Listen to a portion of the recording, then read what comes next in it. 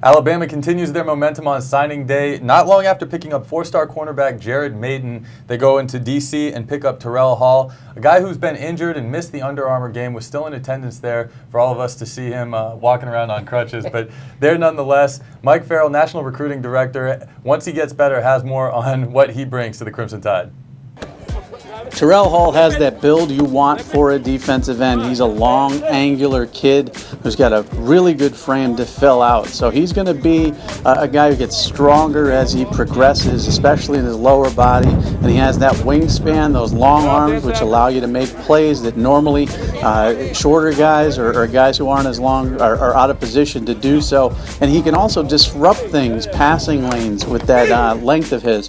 So, you know, when you're looking at a defensive end, first thing you want him to do, obviously, is to be able to rush the passer and hold the edge. I think Hall can do both of those things. The next thing you want is instincts. Get your hands up, make it difficult on the quarterback, especially in these offenses where it's just a quick drop and get the ball out.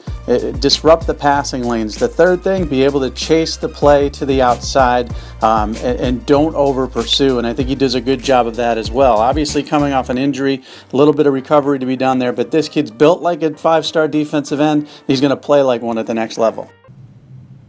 So good stuff there from Mike, and now maybe perhaps another, well, I shouldn't say bigger, but another big commitment there for Alabama just happened moments ago.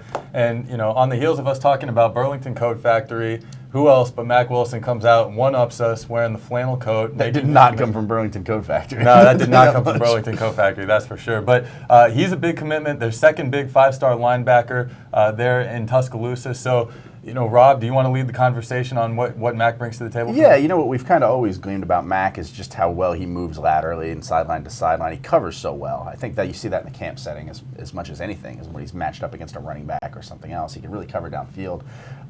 You know, he's developed when it comes to, you know, stopping the run and plugging holes, and I think you'll continue to see him develop at Alabama and going forward. And Woody, you know, obviously a guy that we've seen a lot in recent All-Star games, first at Alabama, Mississippi, then at Under Armour. You know, we've seen him at camps, like Rob said. I mean, is he a guy that you think is going to be an instant impact player there for the Crimson Tide?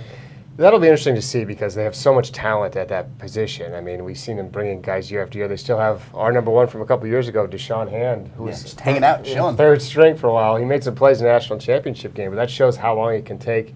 I think we might have gotten a little bit of Lyndell fatigue by the time. Some of these guys, you see them so many times. Like, we've been seeing them for 2 or 3 years now, to the point where, you know, they don't wow you like they used to. But still, we're talking about a five-star guy, one of the top linebackers in the country.